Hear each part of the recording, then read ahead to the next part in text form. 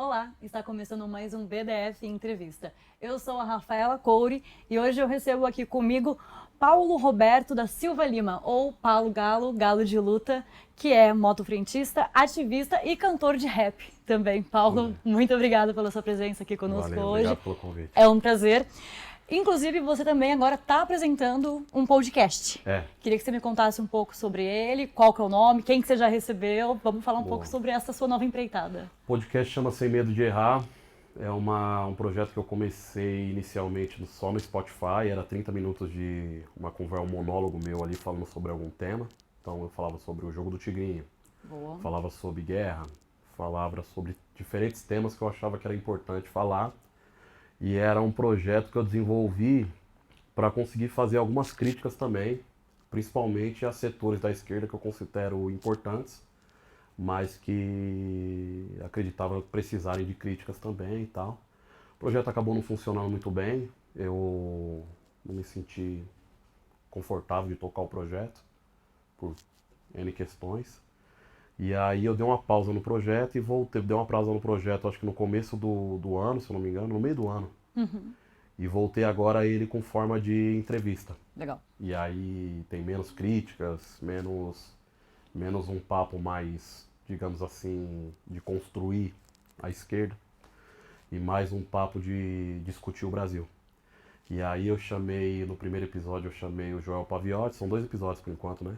Tá acontecendo de 15 em 15 dias. Legal. Então no primeiro episódio veio o Joel Paviotti e o André Caramante para discutir segurança pública na perspectiva da periferia, digamos assim, né? São 2 jornalistas, um sociólogo e um jornalista que é morador de periferia e que pensa segurança pública, foi um papo legal. E o segundo episódio foi com o João Gordo, do Rato de Porão. Eu queria discutir com ele muito sobre essa coisa de como que a pauta antissistema tem escapado da nossa mão, né? E ele é uma dessas coisas que representou uma juventude antissistema, né? Com o movimento punk e tal. E aí...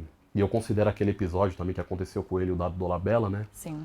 Um episódio que desenha muito bem o fascismo, né? Que ali é um playboy dizendo que o cara não é legítimo e querendo dizer que ele é legítimo, né? Então parece muito o que aconteceu no Brasil, né? Eles dizendo, ó, isso não é... Isso é corrupto, quando na verdade eles são corruptos, né? E foi um papo legal também, foi um papo que a gente conseguiu trocar várias ideias assim. Por enquanto esses são os 2, aí tem um próximo episódio que é amanhã, que é com o Thiagson. Sim. Aí a gente vai discutir funk, baile funk, juventude periférica. CPMI também, né? É, Sim. a CPI, claro, com certeza. Você agora foi, então, você disse que você saiu da crítica tanto e foi mais para as entrevistas. Mas você se coloca como uma pessoa crítica? Cada vez menos. Por quê? Porque eu acho que não tá funcionando. Não tá funcionando? Não. Você recebe críticas por estar criticando, vamos dizer assim? Não, tudo bem. Receber críticas por estar criticando, tudo bem. Eu não acho que esse não é o problema. Mas eu acho que as críticas não estão sendo absorvidas. Eu acho que as críticas estão sendo levadas pro pessoal, né? Sim. E muitas vezes, e aí isso acaba não funcionando. Eu também... Tem uma coisa que eu chamo de energia revolucionária, né? Todo mundo tem a sua e ela vai acabando. Conforme o tempo vai passando, né? Com certeza. Eu acho que eu não tô querendo gastar mais a minha com isso. Perfeito. Então tá querendo gastar com coisa que dá um retorno. É, saber o que dá retorno também é difícil, É né? muito difícil. Seria muito bom se a gente soubesse o que dá retorno de fato, né? A gente fica tentando, né? Tateando. Essa tentativa, eu acho que não é nem querer um retorno. Essa tentativa do Sem Medo de Errar é uma tentativa de discutir o Brasil mesmo de uma forma ampla, né? Porque, por exemplo, chamar o Joel Paviotti e o André Caramante para falar de segurança pública é uma resposta para a direita. Quando ela fala assim, vocês é defensor de bandido. Eu não sou defensor de bandido, entendeu? Eu tenho um pensamento sobre segurança pública, eu penso sobre as coisas, entendeu? Talvez pense demais, né? E chamei a galera para conversar sobre isso aí, para trazer essa perspectiva. Então é muito menos crítico e muito mais amplo no sentido de discussão, entendeu? Ó, essa discussão é interessante, eu acho que ela dá para ir para vários outros lugares, entendeu? Perfeito. E você gosta dessas discussões? Porque até eu estava pesquisando sobre você e te colocam como um grande intelectual orgânico da atualidade, né? Você sente que você chegou como até esse lugar? Primeira vez que me chamaram de intelectual orgânico, eu achei que isso era um insulto, né? Achei que isso era uma subcategoria de intelectual. Que os intelectuais da academia eram os intelectuais e o intelectual orgânico seria um sub-intelectual. De certa forma. Depois eu fui entendendo que era um termo que foi criado pelo Gramsci e que era todo um desenho, né? Que o intelectual orgânico não era uma coisa só, né? O intelectual orgânico representava muita coisa. Hoje eu desenvolvi a minha própria forma de entender o que é um intelectual orgânico, né? Hoje eu voltei a ser um intelectual orgânico, mas em algum momento eu deixei de ser esse intelectual orgânico. Você pode deixar de ser um intelectual orgânico. Para mim, o intelectual orgânico hoje, o meu pensamento de intelectual orgânico, é o intelectual que pensa com a barriga, que tira da barriga soluções. Morou? Esse intelectual que pensa muito com a cabeça, ele acaba virando uma vanguarda, essa vanguarda acaba se destacando do corpo e acaba sendo muito inteligente, impressionante no que fala, no que se coloca, mas pouco efetivo na prática, né? Agora, o que é criado com a barriga, a intelectualidade que é criada a partir do estômago, essa intelectualidade nem sempre é respeitada como intelectualidade, mas ela é muito efetiva. Por exemplo, a gente fez greves, né, que saíram da barriga, né? Não saíram da cabeça. Não foi 4 marxistas numa sala pensando como fazer uma greve. Foram trabalhadores revoltados, um grupo de WhatsApp que fizeram uma greve. Aquilo também era uma produção intelectual da coisa. Absolutamente. Eu ia falar sobre isso, que você falou até da energia revolucionária, né? Você teve um histórico ainda mais recente, nos últimos, pelo menos 5 anos, assim, uma presença, quando você surgiu, né, pro Brasil, você criou notoriedade. E então é isso, é essa revolta que vem da barriga. É, uma necessidade, uma urgência. Por exemplo, teve uma greve em Jundiaí, que a gente fez, que os entregadores já eram muito efetivos nessa greve muito antes. Tem uma coisa que o iFood faz que é colocar promoção. Então, se chove, os motoboys vão para casa porque não quer se arriscar. A iFood coloca uma promoção assim, R$ 3 a mais por cada entrega que você fizer. Aí os entregadores saem para a rua. Em Jundiaí, parece que já tinha um ano que não tinha promoção. E aí os entregadores se juntavam numa assembleia, por si só, trabalhadores chegarem à conclusão de fazerem uma assembleia já é incrível, né? Necessário. E eles se juntam embaixo de um viaduto em Jundiaí e falam assim, ó, a gente precisa fazer alguma coisa, e eles criam a ideia de que, ó, quando der 5 horas da tarde, antes de começar o horário do almoço, que é 6 horas, que como o bicho começa a pegar nas entregas, a gente vai para a cidade vizinha, que é Campinas, e fica lá, esvazia Jundiaí de motoboy. A iFood vai se desesperar, porque os pedidos vai começar a acontecer e não vai ter motoboy, e aí ela vai ter que colocar a promoção pra gente voltar. Então eles iam pra Jundiaí, esperava colocar a promoção, aí a promoção vinha 1 a mais, 2 a mais, 3 era o que eles queriam, quando batia 3 eles voltavam tudo pra Jundiaí. Isso é genial. E você participou disso? Você se Não, envolveu? Você conheceu isso? Quando a gente chegou, a gente já chegou fazendo o break dos app. Sim. E isso já tinha acontecido antes do break. Caramba. Eles não tinham esperado o break, não tinham esperado nada, não tinham esperado uma cabeça, uma vanguarda, alguém que trouxesse, ó, a direção.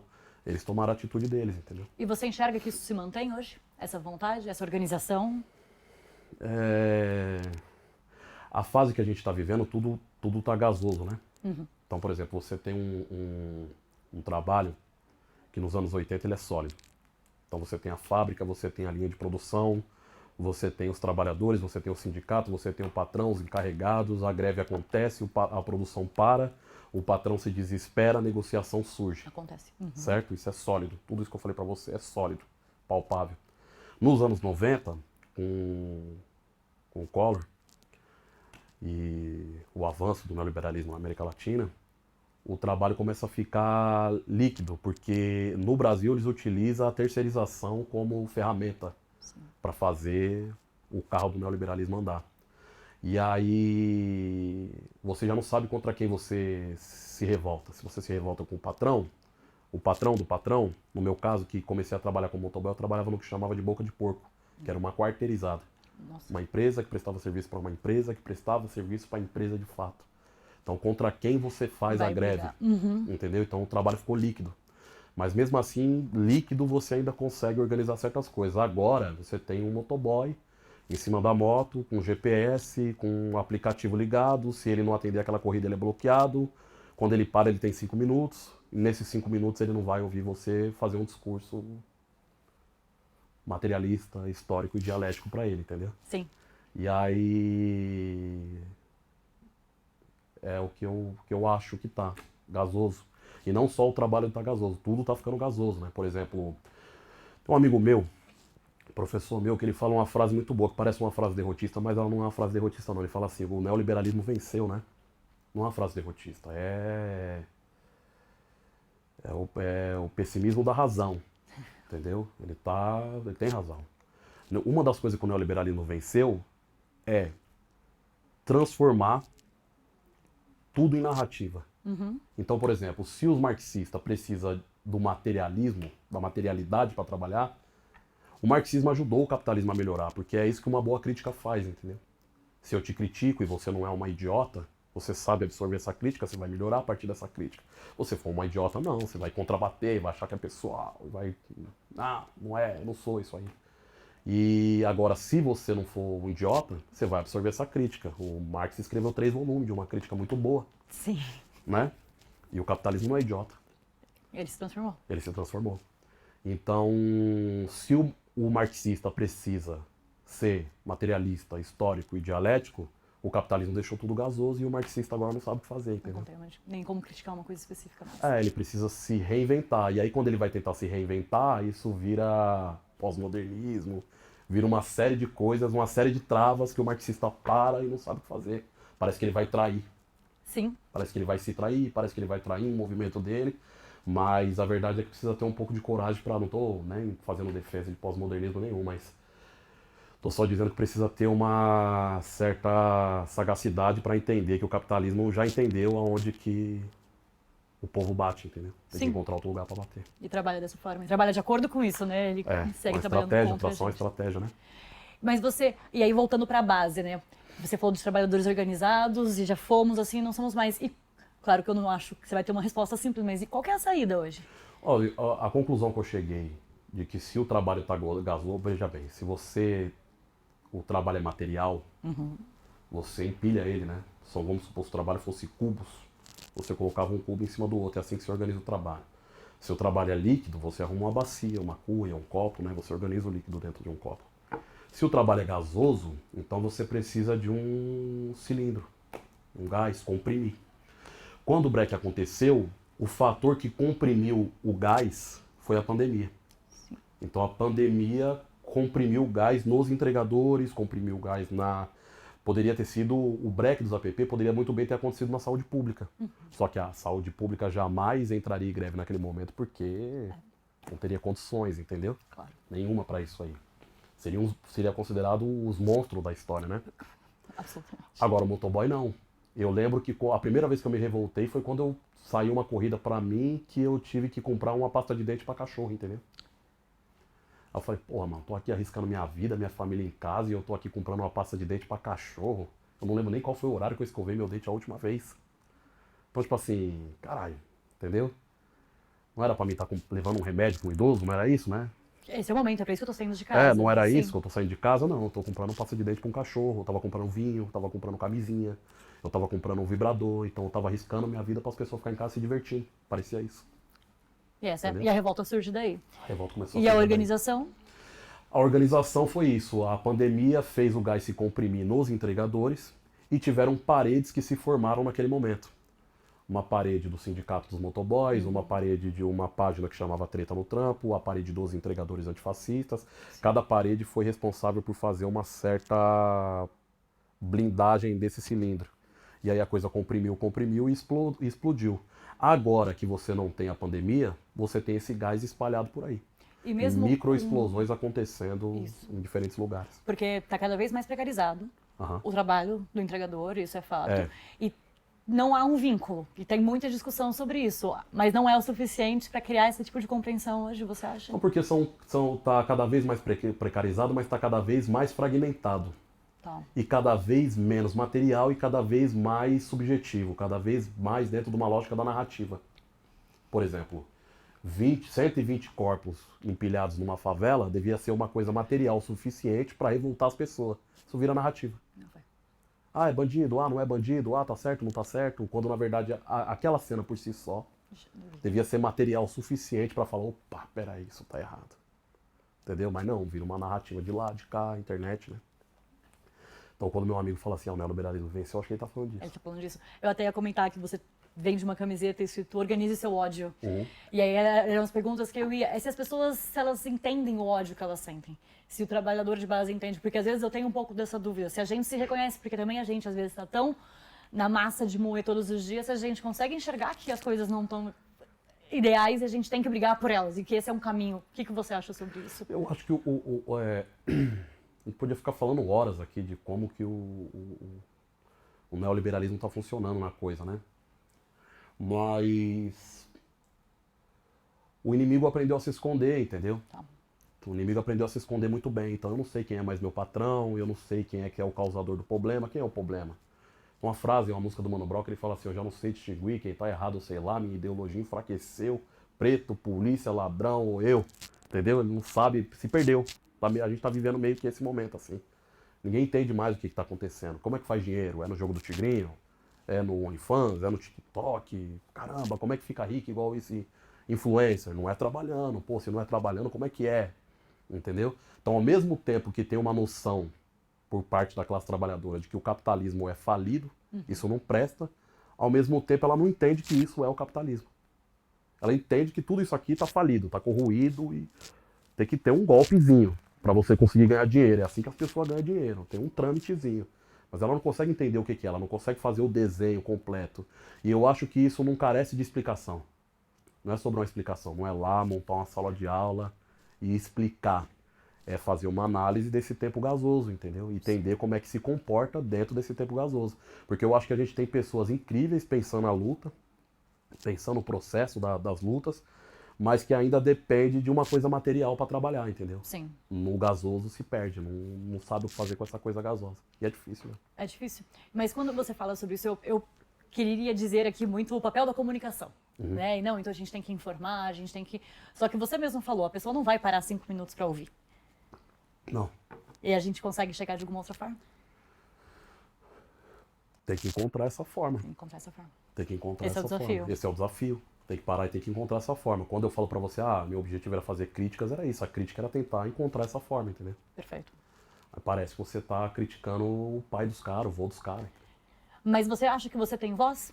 Que as pessoas gostam de te escutar? Que você já se criou enquanto figura? Eu acho que eu sou o que eu calculei pra ser. E tá tudo bem, que é uma pessoa indigesta. E tá tudo bem. Eu acho que o melhor que eu poderia ser agora é uma pessoa indigesta. Mas você acha que você tem poder de mudar? De mudar? Não. Mas as pessoas te ouvirem e de repente Eu acho que as pessoas estão plantar me essa ouvindo. Eu acho que tem semente. muita gente me ouvindo. Eu acho que tem muita gente me ouvindo, tem muita gente desconsiderando, tem muita gente considerando. Mas eu acredito que mais do que uma galera que está ouvindo a gente precisa estar com a nossa organização pronta para quando a conjuntura mudar. E a conjuntura vai mudar. Ela sempre muda. Sim. É um erro achar que, não tem mais, entendeu? Veio o break dos APP, logo depois do break dos APP veio o fim da escala 6x1, é um movimento poderoso também, que se perdeu, foi sequestrado pela institucionalidade, foi esterilizado, né? Foi esterilizado, foi transformado numa PEC, foi transformado numa pauta de esquerda. Se você transforma qualquer pauta dos trabalhadores numa pauta de esquerda, por si só você perde metade dos trabalhadores. Certo. E se você perde metade dos trabalhadores, você perde todos os trabalhadores. É força. Né? Então, eu acho que as pessoas escutam.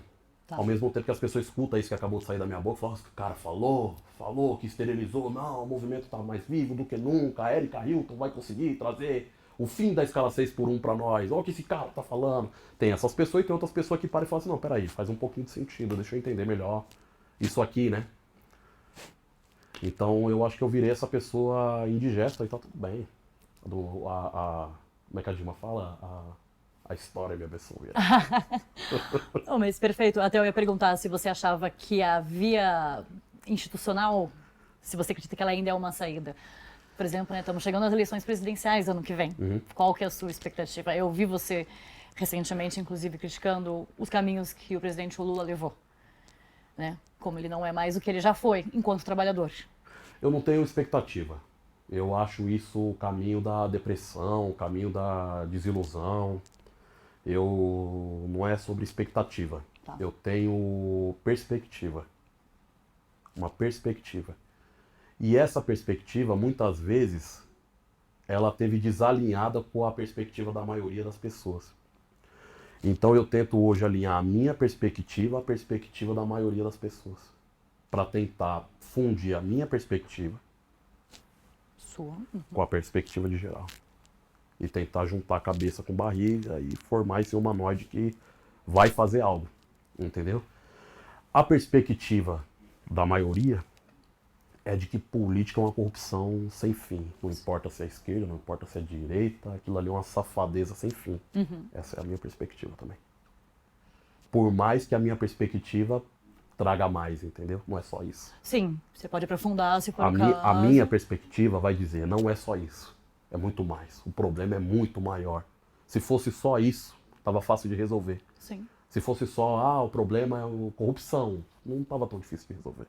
O problema é uma estrutura, o problema é uma burocracia de anos, de séculos, que está lá, incrustada, e que qualquer pessoa com qualquer ideia vai ter que pagar o preço daquilo ali, vai ter que pagar o pedágio daquilo ali, vai ter que se modelar aquele molde ali. Aquilo ali não foi feito para você chegar lá e transformar aquilo lá, aquilo foi feito para te transformar. Pra você se Entendeu? encaixar. Aí é onde eu acho que dá para fazer um elogio ao Lula, por exemplo. O Lula é um cara que, com todos os erros e defeitos que possa ter, ainda assim é um cara que conseguiu fazer um jogo que, de certa forma, funcionou. Mas, querendo ser muito bonzinho com o Lula, ainda assim é muito aquém do que a gente precisava. Não é suficiente. Não é, nem de longe é suficiente. Nem de longe é suficiente. Pelo contrário, muitas vezes o que parecia ajudar nós ajudou o capitalismo. Mas ajudou muito a nova classe C. Não sei quem que isso ajudou. Foi nós que ajudou? E Não você sei. enxerga algum nome hoje para o ano que vem? Eu não. Tenho nome nenhum. Cada um que faça seu corre. Eu tô fazendo o meu. Com certeza.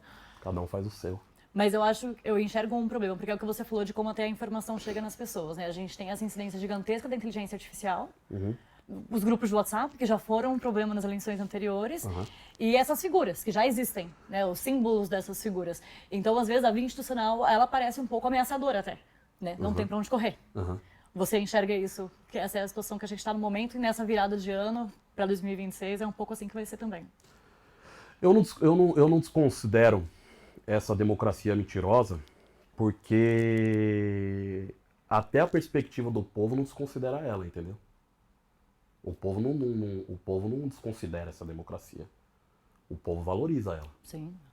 Então, se a minha perspectiva é sempre estar alinhada com a perspectiva de geral, eu não posso ser um idiota aqui de falar, não vale nada essa democracia. Não, o povo não está falando isso.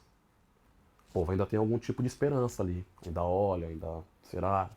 Votar nesse? Será que muda alguma coisa? Não sei. Será que não é? O povo ainda faz esses cálculos, né? Putz, será que não tá votando errado mesmo? Será que votamos errado, escolhemos uma pessoa errada e tal? Então, eu também tenho minhas ilusões com a coisa assim. Eu também tenho minha coisa, mas eu prefiro reservar isso ao meu particular, entendeu? Não acho que isso é muito útil. No que eu me propus a fazer, eu não acho que isso é muito útil. Chegar e falar assim, não, esse aqui, ó, esse aqui. Eu acho que isso só me desgasta e me compromete a fazer o trabalho que eu tô fazendo. Com certeza. Eu pergunto mesmo porque muitas pessoas acabam colocando figuras como você como espaços de símbolos, né? Você é um símbolo. E querem te seguir. Então as pessoas também... Ao mesmo tempo que querem usar esse símbolo para se eleger também em determinados momentos do tempo, entendeu? Tem os dois lados. Todas as eleições aconteceram, entendeu? Sim. Acho que um dos maiores motivos que fez eu ir me afastando da esquerda, pouco a pouco, foi isso. Esse desespero com as eleições. Em que as pessoas viram mau caráter. A pessoa mais da hora, que se respeita, que tinha um discurso pautado numa coisa legal, chega às eleições, essa pessoa vira um mau caráter. Aí depois ela volta a ser gente boa. Quando precisa, né? Principalmente se ela não ganha. Bom, ainda mais, né? Porque aí não tem que acreditar mais ninguém. Pode voltar a ser quem era. Mas e você diz isso, então, que você se afastou da esquerda. O que isso significa na prática? Significa que eu estou alinhado com a percepção geral das pessoas. Entendeu? Minha cabeça tá lá, né? Agora há pouco eu tava conversando com um cara que é maoísta. Tava me explicando maoísmo, explicando como é que o Deng Xiaoping revisionou tudo e tal. E eu tentando entender e observando. Não sou muito da leitura, né? Eu sou da escuta, né? Sim. Então eu escuto muito essas pessoas e tal. Achando interessantíssimo, né? O que ele estava falando e tal, não sei o que, então minha cabeça está estudando, estuda o maoísmo, estuda o marxismo, o leninismo, estuda o trotskismo, o autonomismo, o anarquismo, estuda, pensa, todas essas coisas, tá ligado? Mas a minha percepção, ela tá ligada à barriga, assim, porque eu também acho que se a percepção não tiver ligada à barriga, ela não vai fazer nada, ela é só uma percepção mesmo, ela é só mais uma narrativa. E nisso, novamente eu volto a dizer, o neoliberalismo venceu, tudo é narrativa, Ele vai entendeu? pegar Eu as não narrativas. tô afim de colocar mais uma na mesa, entendeu? Não, faz todo sentido. Perfeito. E como que você faz essas trocas? Onde você encontra essas pessoas? No dia a dia, nas lutas, né? Nos corres, as pessoas estão por aí, estão se movimentando. Você faz parte de coletivos hoje Não, eu faço específicos? parte do Não. Jornal Correria, que é uma enquete operária, que a gente está tentando fazer há um tempo, às vezes dá certo, às vezes dá errado. Tá indo, tá caminhando. E é só. A maioria dos movimentos que eu criei, que eu ajudei a criar, esses movimentos eles fizeram assim e assim. Porque era uma tentativa material de fazer as coisas num mundo muito gasoso. Entendeu? Então ele vai, chega aqui, ele faz, vira uma fumaça. Entregadores antifascistas, revolução periférica, faz, entendeu? Talvez o mais material de todos eles, que eu participei, que eu ajudei a construir, seja o Break dos APPs, que ele está aí até hoje. O Break dos APP não é um movimento, ó que louco. Ele é uma ferramenta. Então não importa, não tem liderança. Certo. Ele é uma ferramenta. Se o negócio ficar louco, A gente. os entregadores vai fazer o break. E não tem que pedir autorização para ninguém, não tem que prestar reverência a ninguém, e não tem burocracia nenhuma. Ah, mas como é que faz para entrar nesse movimento? Não, você é entregador, você breca. É uma ferramenta, entendeu? Às Então- vezes o caminho é muito mais esse, inclusive, né? Talvez seja isso. Não sei se é isso, né? O tempo vai dizer, né? Sim, com certeza. E até sobre isso, sobre os aplicativos novamente, eu ouvi você falando num podcast sobre a CLT, Uhum. né? Que as pessoas hoje não gostam mais da CLT. Não, E porque ela não é suficiente, na verdade. não. É isso que você afirmou, né? Que, É. que o entregador de aplicativo vai preferir ficar no aplicativo muitas vezes É. do que ir para outro lugar. A CLT tá ruim. A CLT não acompanhou o mundo, entendeu? Já tem inteligência artificial, já tem carro voando, já tem carro andando na água, entendeu? Já tem robô que tem emoção. Já tem uma série de coisas acontecendo no mundo e a carteira de trabalho ainda é um negócio que parece com a mesma coisa dos anos 50 lá atrás, entendeu? Sim. Então, tipo assim, por que o mundo avançou tanto e a carteira de trabalho não avançou nada? Entendeu? E é uma discussão que parece que não se coloca, né? É, Nas minorias. Pelo contrário. Por tá que só você dividindo. desliga a luz da sua casa pedindo com a voz? Você fala, fulana de tal, apaga a luz pra mim. E a carteira de trabalho ainda é a mesma coisa. Entendeu? Então o mundo avançou, a carteira de trabalho ficou ali. Mesmo assim, a carteira de trabalho ainda é o que tem de melhor para proteger os trabalhadores. Igual o Lula, não é o suficiente. Perfeito. É isso. E o que você acha que a gente deveria fazer para mudar a carteira de trabalho, especificamente? O que ela precisaria? Eu acho que esse aí não perdeu. É? Já era. Tudo pejotizado, tudo terceirizado, Já quarteirizado, como você Já disse. foi. Se nem o Lula quer defender ela, quando a gente sentou na mesa com o governo para discutir a carteira de trabalho, eles não queriam nem ouvir falar essa palavra. Eles queriam fazer a regulamentação dos aplicativos pela Seguridade Social. Carteira de trabalho, não. O vínculo, não. Não. Então, se nem o Lula, que fundamentou a sua carreira em cima de uma, se nem o ministro Marinho do Trabalho, que fundamentou a sua carreira em cima de uma, tá defendendo ela, quem vai conseguir não é o Galo, né? Não vai ser mais a gente. A gente tem um ministro agora do TST, acho que é o TST, né? O Supremo Tribunal do Trabalho. É isso? Supremo Tribunal. Isso. É. Que ele é um grande defensor da carteira de trabalho, né? E tá num cargo muito bom, assim, para defender ela, né? E tá lá. Agora, os inimigos dele é poderoso, né? O inimigo dele é o próprio entregador, sabia? Sério? É. Vai contra também. Com a carteira de trabalho, óbvio. É óbvio. Mas isso tem muito daquilo, até você falou que não para fazer as contas e para conversar. Isso tem a ver com o que meu amigo falou. O neoliberalismo venceu. Venceu. Nesse sentido, aí nós temos que encontrar outras formas. Agora sim, né? Vencer o quê? Pra mim, vencer uma batalha, vencer uma luta, entendeu? Sim. Então, tem certas batalhas que A gente- tem que aceitar. Tomou um couro, entendeu? Às vezes você tem que aceitar. Tomei um couro.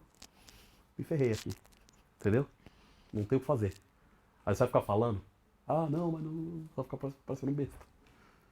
Entendeu? E aí, falando um pouco até sobre símbolos, né? Você também ficou bastante conhecido por ter sido preso após participar da queima da estátua do Borba Aham. Gato. Como que foi isso? O Borba Gato era uma crítica também. Uma grande crítica. O Borba Gato era uma crítica ao Brasil como ele foi construído e também uma crítica à esquerda. Eu lembro que quando começou as manifestações fora Bolsonaro, o que mais me incomodava é que aquilo ali não parecia que era para tirar o Bolsonaro de fora. Aquilo ali parecia um meio de campo para enfraquecer o Bolsonaro e tirar ele nas eleições, novamente as eleições. A parte mais importante da luta que eu não considero.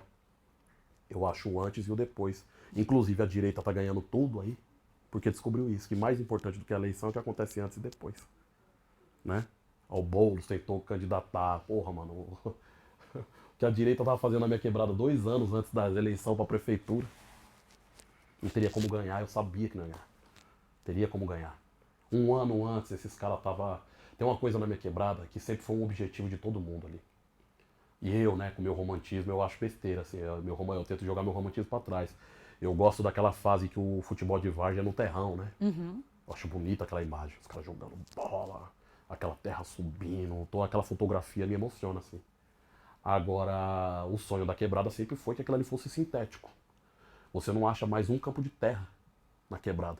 Como é que a direita descobriu que esse era o sonho da rapaziada? E eles não fizeram isso nas eleições.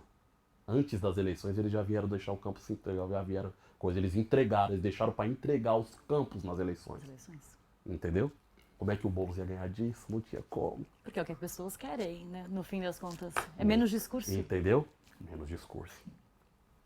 Entendeu? Então, tipo assim, não tinha como. Eu lembro que quando eu saí da cadeia por causa do Borba Gato, o time da quebrada tinha colocado o Che Guevara na camisa. Foi levar a camisa pra mim e falou assim, aí Galo, gostou? Aí, porra, gostei pra caralho.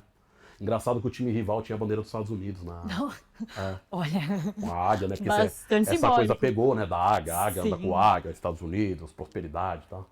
E aí o time rival tinha a bandeira dos Estados Unidos e o time da quebrada tinha a cara do Che Guevara.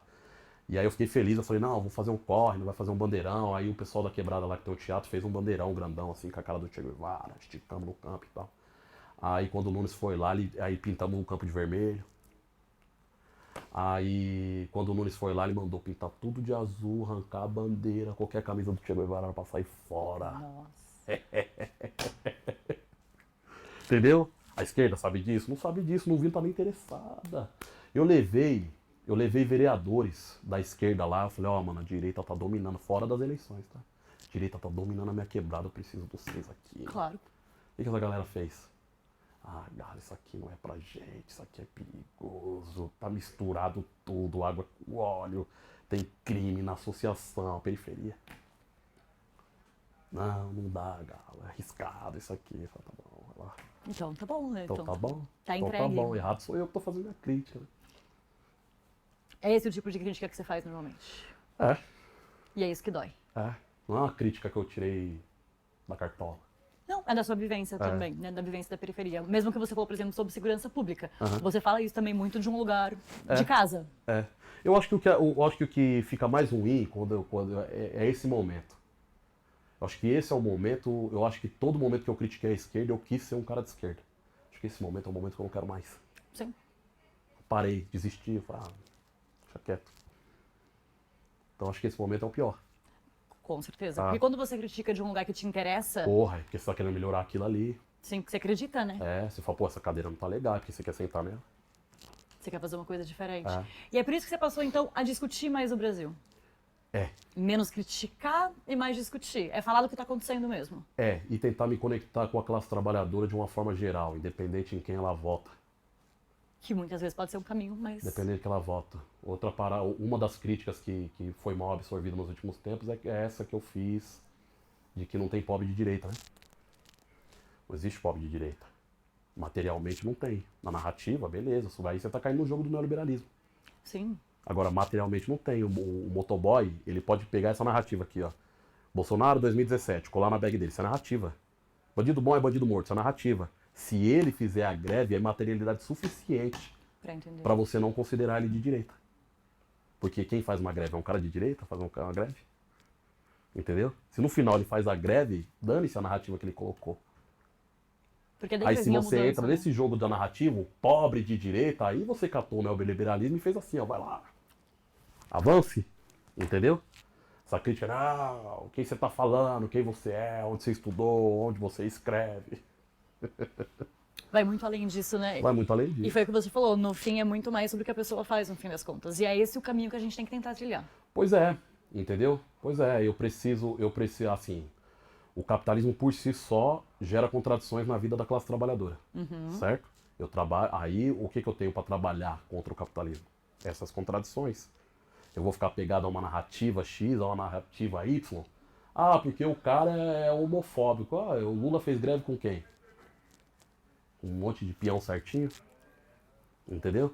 Então assim, ah, porque não sei quem é racista, ah, porque não sei quem é preconceituoso. Mano.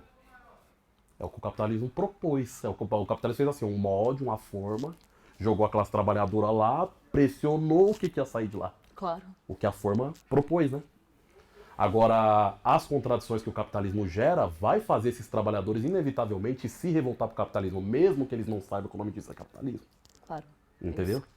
Aí, você fala assim, organiza o seu ódio, o que isso representa? Os trabalhadores estão cheios de ódio. Aí, pra onde que vai o ódio deles? Contra o capitalismo. Ah, será que se eu jogar no tigrinho eu ganho? Isso é ódio contra o capitalismo, tá? Porque se ele não tivesse tanto ódio contra o capitalismo, sabe como é que ele ia atrás de dinheiro? Trabalhando. Trabalhando.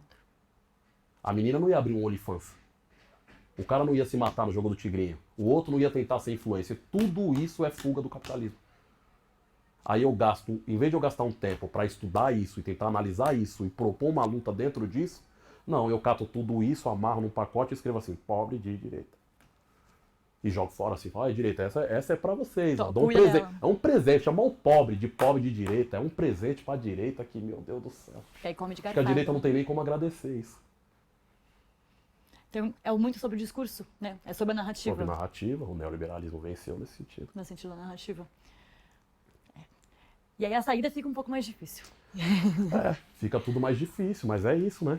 Eu achava que era pelas críticas que a gente ia conseguir encontrar alguma coisa, assim, porque de certa uma das coisas que eu acho interessantíssima, inteligentíssima, a galera que estudou mesmo, né, foi pra faculdade e tal. Eu sou um chucro, né, mano? Não terminei nem o colegial, entendeu? Mas o que eu admiro nessa galera é a capacidade que eles têm de crítica, o respeito que eles têm pela pesquisa, entendeu? Então, peraí, não, você tá falando? Legal, vamos fazer uma pesquisa, vamos ver se é isso mesmo. O Marx tem um texto muito bom, que é a Enquete Operária. Ah, greve, não é assim não, tem que descobrir aonde está a greve. A greve está num lugar, precisa de uma enquete para descobrir onde que ela está. Isso eu tenho um respeito profundo por essa ciência. Pesquisa, Sim. crítica, você faz um texto, eu não fico lá te admirando, ah, que texto lindo, maravilhoso. Não, eu vou lá e faço uma crítica, eu escrevo um texto, uma crítica, você reescreve, e nisso aí a gente vai cada vez ficando melhor. Crítica após crítica. É a entendeu? troca, o que você É a falou troca. anteriormente, assim. De certa forma, isso deixa o capitalismo melhor também, porque eles estão assistindo tudo, né?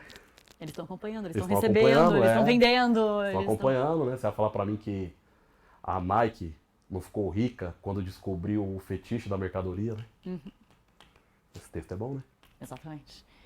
Não, mas eu acho que o caminho é essa troca. Tanto que é o que a gente faz aqui, né? São essas conversas, são esses espaços, é o seu podcast, você tá no YouTube. Eu tava lendo os comentários, as pessoas gostam da discussão. Gosto. Gostaram de você colocar o João Gordo pra falar, também trouxeram ele, porque também é alguém que tá muito fora da mídia, ultimamente, né?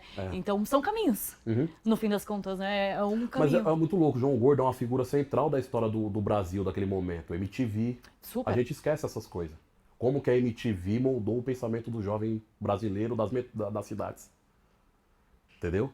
João Gordo fez parte disso. Muito. Representava aquela coisa de sistema, aquele cara boca suja. E naquela época que isso Que não fala era... palavrão. Eu lembro que a MTV tinha um comercial na MTV que falava assim: desliga a TV e vai ler um livro. Que outra emissora botaria um comercial daquele ali? Na própria Na programação. própria programação, entendeu? Então a gente esqueceu disso aí. Esse chip está instalado na cabeça das pessoas. Hip hop é um chip que está instalado na cabeça das pessoas. Aquelas coisas da MTV tá instalado na cabeça. Não que tudo ali era bom, né? Mas tá instalado. Tem vários chips instalados. Será que a gente não tem algum sinal para mandar para esses chips aí? Falar onde estão vocês, entendeu? Reacordar essas pessoas ali, onde lembrar. vocês estão, entendeu? Deve ter um trabalhando de motoboy, deve ter outro de telemarketing, deve ter outro de pedreiro, deve ter outro desiludido, deve ter outro que já não acredita mais em nada.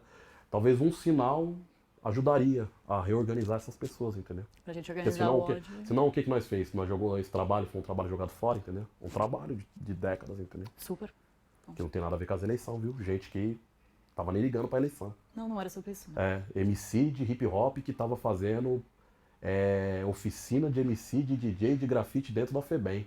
Eu lembro disso nitidamente. Tinha um monte. Os rappers faziam oficinas dentro da FEBEM. Cadê esses moleques? Cadê essa sementinha que foi plantada lá atrás e onde que ela tá hoje? Entendeu? Já era. Tem que ir atrás, tem que ver, né? Tem que buscar. Aproveitar o trabalho que fez, né? Colher isso aí. Galo, foi incrível a nossa conversa. Nosso tempo já chegou ao final. Eu queria agradecer. A troca foi muito positiva. Valeu. Espero que ela chegue a mais pessoas também. Você conte conosco sempre. E vai ficando por aqui mais um BDF Entrevista. A gente está no YouTube e na rádio 98.9 FM aqui na Grande São Paulo. Até a próxima. Tchau, tchau.